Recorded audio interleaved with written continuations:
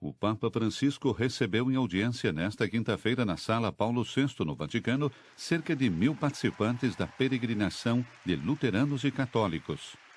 O pontífice manifestou sua alegria por esse encontro realizado no âmbito da peregrinação ecumênica iniciada na região de Lutero, na Alemanha, e concluída na sede do bispo de Roma. Francisco saudou e agradeceu os bispos que acompanharam e apoiaram os fiéis nessa iniciativa. Demos graças a Deus porque hoje luteranos e católicos, disse o Papa, estão prosseguindo no caminho que vai do conflito à comunhão. O Papa lembrou que no final deste mês visitará a Catedral Luterana de Lund, na Suécia, para recordar, junto com a Federação Luterana Mundial, depois de 5 séculos, o início da reforma de Lutero e agradecer ao Senhor pelos 50 anos de diálogo oficial entre luteranos e católicos. O Papa encorajou os jovens a serem testemunhas da misericórdia. Você acabou de assistir mais um avanço sobre a nova ordem mundial.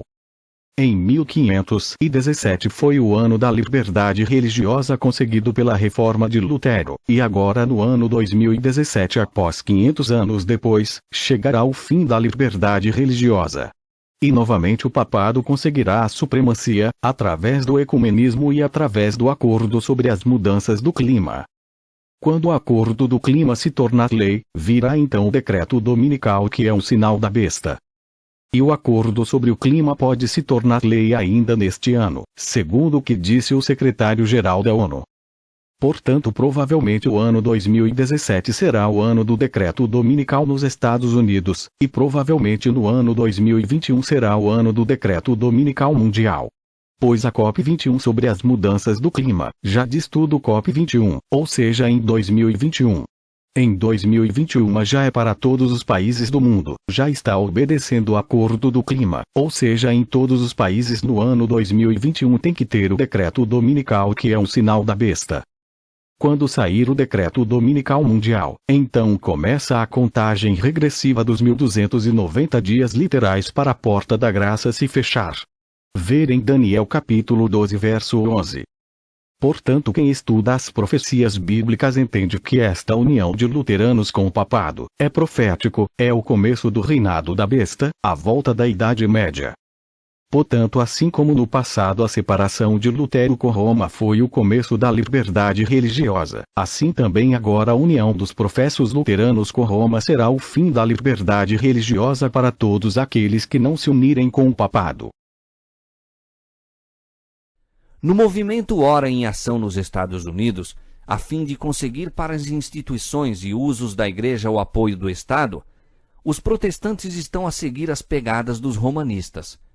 Na verdade, mais que isto, estão abrindo a porta para o papado a fim de adquirir na América protestante a supremacia que perdeu no Velho Mundo. E o que dá maior significação a este movimento é o fato de que o principal objeto visado é a obrigatoriedade da observância do domingo, prática que se originou com Roma e que ela alega como sinal de sua autoridade. É o espírito do papado, espírito de conformidade com os costumes mundanos, com a veneração das tradições humanas acima dos mandamentos de Deus, que está embebendo as igrejas protestantes e levando-as a fazer a mesma obra de exaltação do domingo, a qual antes delas fez o papado. Se o ouvinte deseja compreender que agentes atuarão na luta prestes a vir, não tem senão que investigar o relato dos meios que Roma empregou com o mesmo fito nos séculos passados.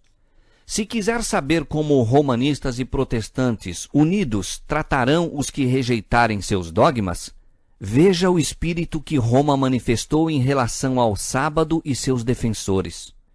Editos reais, concílios gerais e ordenanças eclesiásticas, apoiadas pelo poder secular, foram os passos por que a festividade cristã alcançou posição de honra no mundo cristão. A primeira medida de ordem pública impondo a observância do domingo foi a lei feita por Constantino. Este edito exigia que o povo da cidade repousasse no venerável dia do sol, mas permitia aos homens do campo continuarem com suas fainas agrícolas. Posto que virtualmente um estatuto pagão foi imposto pelo imperador depois de ser nominalmente aceito pelo cristianismo. Como a ordem real não parecia subsistir de modo suficiente à autoridade divina, Eusébio, bispo que procurava o favor dos príncipes e era amigo íntimo e adulador de Constantino, propôs a alegação de que Cristo transferira o sábado para o domingo. Nenhum testemunho das Escrituras, sequer, foi aduzido em prova da nova doutrina. O próprio Eusébio inadvertidamente reconhece sua falsidade e indica os verdadeiros autores da mudança. Todas as coisas, diz ele, que se deveriam fazer no sábado, nós as transferimos para o dia do Senhor. Mas o argumento do domingo, infundado como era, serviu para acoroçoar os homens a conculcarem o sábado do Senhor. Todos os que desejavam ser honrados pelo mundo aceitaram a festividade popular. Com o firme estabelecimento do papado, a obra da exaltação do domingo continuou. Durante algum tempo, o povo se ocupou com trabalho agrícola fora das horas de culto e o sétimo dia, o sábado, continuou a ser considerado como o dia de repouso. Lenta e seguramente, porém, se foi efetuando a mudança. Aos que se achavam em cargos sagrados era vedado proceder, no domingo, a julgamentos em qualquer questão civil. Logo depois, ordenava-se a todas as pessoas, de qualquer classe, abster-se do trabalho usual, sob pena de multa aos livres e açoites no caso de serem servos. Mais tarde foi decretado que os ricos fossem punidos com a perda da metade dos bens, e, finalmente, que, se obstinassem, fossem escravizados. As classes inferiores deveriam sofrer banimento perpétuo. Recorreu-se também aos milagres. Entre outros prodígios, foi referido que, estando um lavrador, em dia de domingo, a limpar o arado com um ferro para em seguida lavrar o campo, o ferro cravou-se-lhe firmemente na mão, e durante 2 anos ele o carregou consigo para a sua grande dor e vergonha. Mais tarde, o Papa deu instruções para que o padre da paróquia admoestasse os violadores do domingo e fizesse com que fossem à igreja dizer suas orações, não acontecesse e trouxessem eles alguma grande calamidade sobre si mesmos e os vizinhos. Um concílio eclesiástico apresentou o argumento, desde então muito largamente empregado, mesmo pelos protestantes, de que, tendo pessoas sido fulminadas por raios enquanto trabalhavam no domingo, deve este ser o dia de repouso. É evidente, diziam os prelados, quão grande foi o desprazer de Deus pela sua negligência quanto a este dia. Fez-se então o apelo para que padres e ministros, reis e príncipes, e todo o povo fiel, empregassem os maiores esforços e cuidados a fim de que o dia fosse restabelecido à sua honra e para crédito do cristianismo mais dedicadamente observado no futuro. Mostrando-se insuficientes os decretos dos concílios, foi rogado às autoridades seculares que promulgassem um edito que inspirasse terror ao povo e o obrigasse a abster-se do trabalho no domingo. Num sínodo realizado em Roma, todas as decisões anteriores foram reafirmadas com maior força e solenidade. Foram também incorporadas à lei eclesiástica e impostas pelas autoridades civis através de quase toda a cristandade. A ausência da autoridade escriturística para a guarda do domingo ainda ocasionava não pequenas dificuldades. O povo punha em dúvida o direito de seus instrutores de deixarem de lado a positiva declaração de Jeová, o 7º dia é o sábado do Senhor teu Deus, para honrar o dia do sol. A fim de suprir a falta de testemunho bíblico, foram necessários outros expedientes. Um zeloso defensor do domingo, que pelos fins do século XII visitou as igrejas da Inglaterra, encontrou resistência por parte de fiéis testemunhas da verdade. E tão infrutíferos foram os seus esforços que se retirou do país por algum tempo em busca de meios para fazer valer os seus ensinos. Ao voltar, a falta foi suprida e em seus trabalhos posteriores obteve maior êxito. Trouxe consigo um rolo que dizia provir do próprio Deus e conter a necessária ordem para a observância do domingo, com terríveis ameaças para amedrontar o desobediente. este precioso documento, fraude tão vil como a instituição que apoiava, dizia-se haver caído do céu e sido achado em Jerusalém sobre o altar de São Simeão, no Gólgota. Mas, em realidade, o Palácio Pontifical em Roma foi a fonte donde procedeu.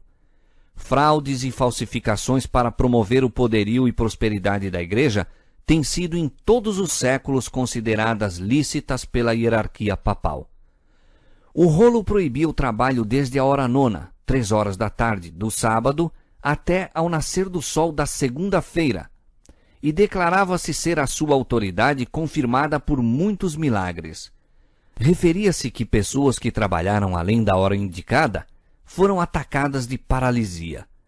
Certo moleiro que tentou moer o trigo viu, em lugar da farinha, sair uma torrente de sangue e a mó ficar parada apesar do forte ímpeto da água. Uma mulher que pusera a massa de pão ao forno achou-a crua quando foi tirada, embora o forno estivesse muito quente.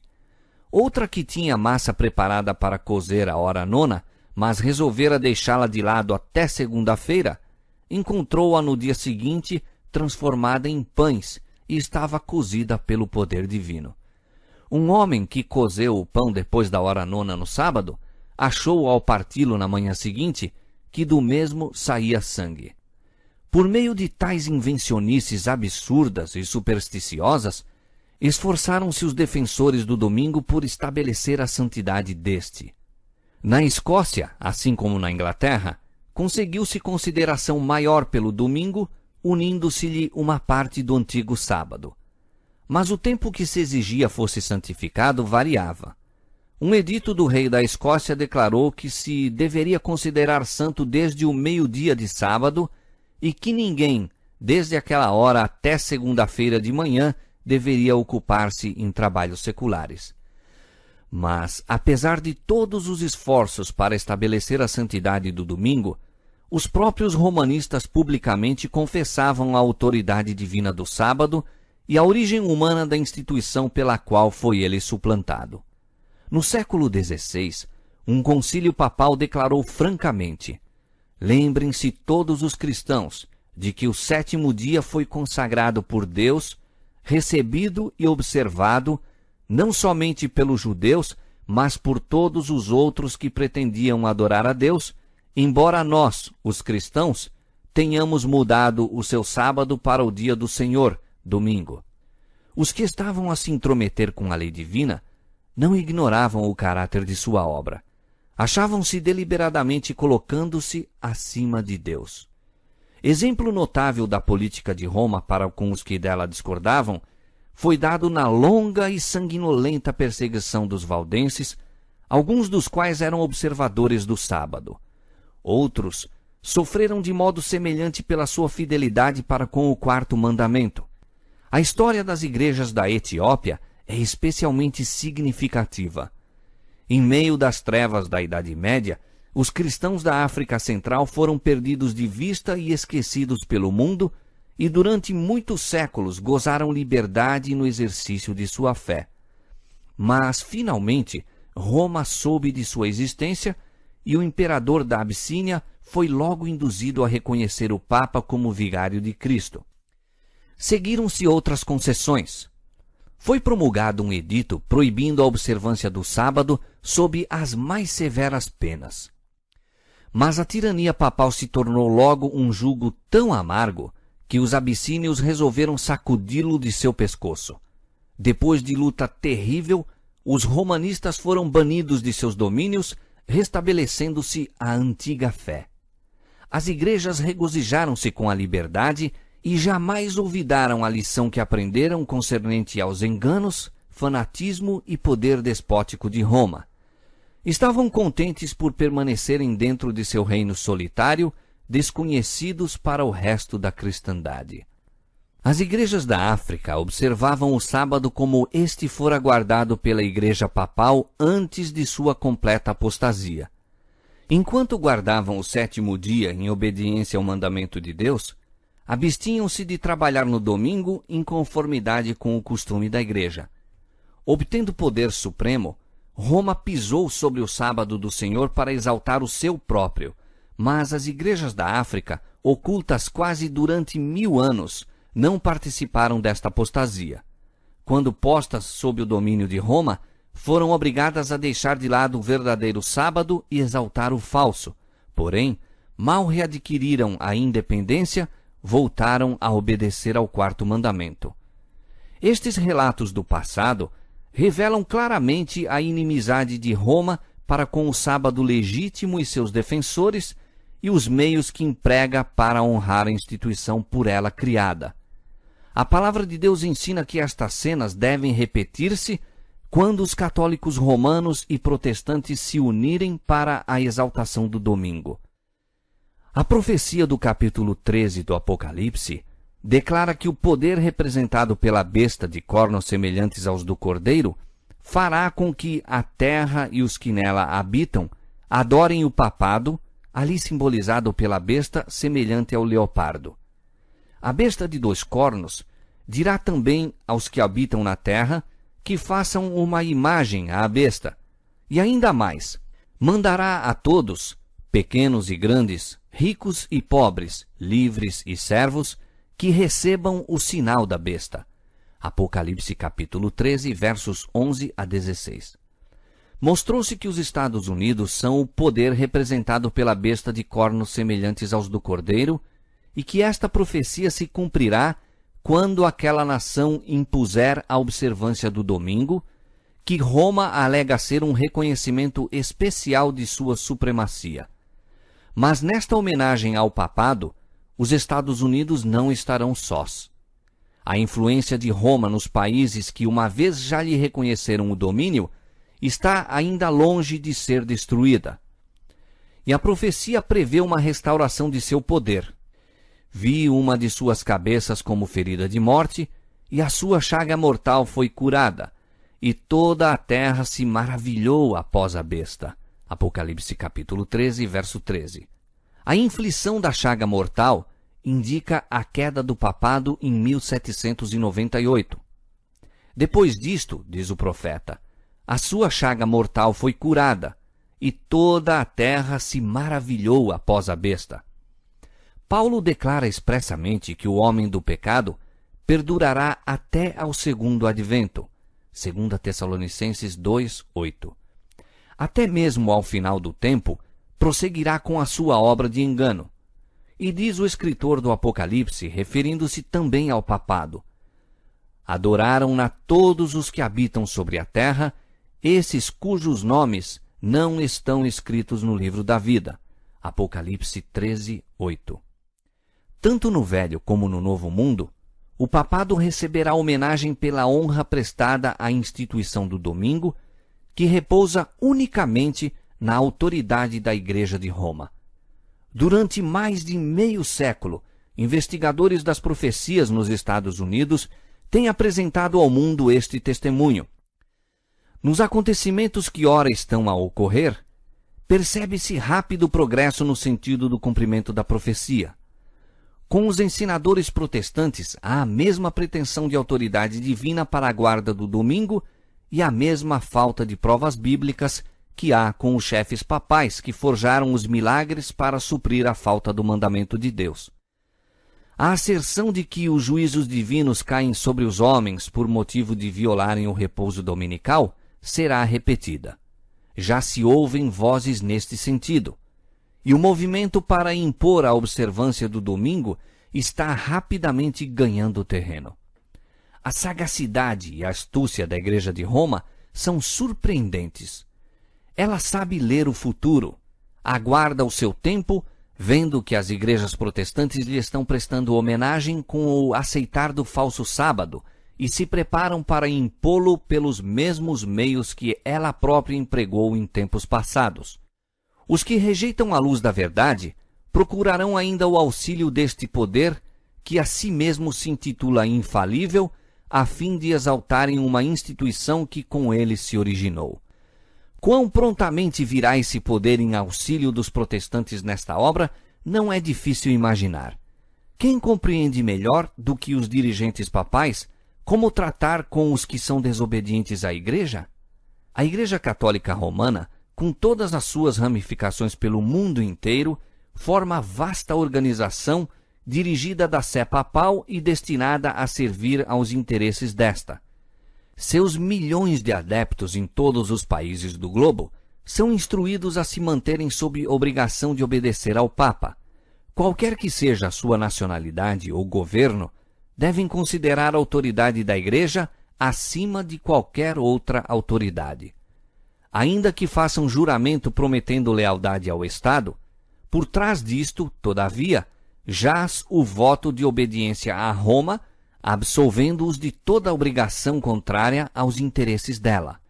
A história testifica de seus esforços, astutos e persistentes, no sentido de insinuar-se nos negócios das nações. E havendo conseguido pé firme, nada mais faz que favorecer seus próprios interesses, mesmo com a ruína de príncipes e povo. No ano 1204, o Papa Inocêncio III arrancou de Pedro II, rei de Aragão, o seguinte e extraordinário juramento: Eu, Pedro, rei dos aragoneses, declaro e prometo ser sempre fiel e obediente a meu senhor, o Papa Inocêncio, a seus sucessores católicos e à Igreja Romana, e fielmente preservar meu reino em sua obediência, defendendo a fé católica e perseguindo a corrupção herética. Isso está em harmonia com as pretensões relativas ao poder do pontífice romano, de que lhe é lícito depor imperadores e de que pode absolver os súditos de sua fidelidade para com os governantes ímpios.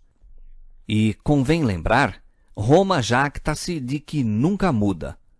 Os princípios de Gregório VII e Inocêncio III ainda são os princípios da Igreja Católica Romana. E tivesse ela tão somente o poder, pô-los-ia em prática com tanto vigor agora como nos séculos passados. Pouco sabem os protestantes do que estão fazendo ao se proporem a aceitar o auxílio de Roma na obra da exaltação do domingo. Enquanto se aplicam à realização de seu propósito, Roma está visando a restabelecer o seu poder para recuperar a supremacia perdida. Estabeleça-se nos Estados Unidos o princípio de que a Igreja possa empregar ou dirigir o poder do Estado, de que as observâncias religiosas possam ser impostas pelas leis seculares. Em suma, que a autoridade da Igreja e do Estado devem dominar a consciência, e Roma terá assegurado o triunfo nesse país. A palavra de Deus deu aviso do perigo iminente. Se este for desatendido, o mundo protestante saberá quais são realmente os propósitos de Roma apenas quando for demasiado tarde para escapar da cilada. Ela está silenciosamente crescendo em poder. Suas doutrinas estão a exercer influência nas assembleias legislativas, nas igrejas e no coração dos homens. Está a erguer suas altaneiras e maciças estruturas, em cujos secretos recessos se repetirão as anteriores perseguições. Sorrateiramente e sem despertar suspeitas, está aumentando suas forças para realizar seus objetivos ao chegar o tempo de dar o golpe. Tudo o que deseja é a oportunidade, e esta lhe está sendo dada. Logo veremos e sentiremos qual é o propósito do romanismo. Quem quer que creia na palavra de Deus e a ela obedeça, incorrerá por esse motivo em censura e perseguição.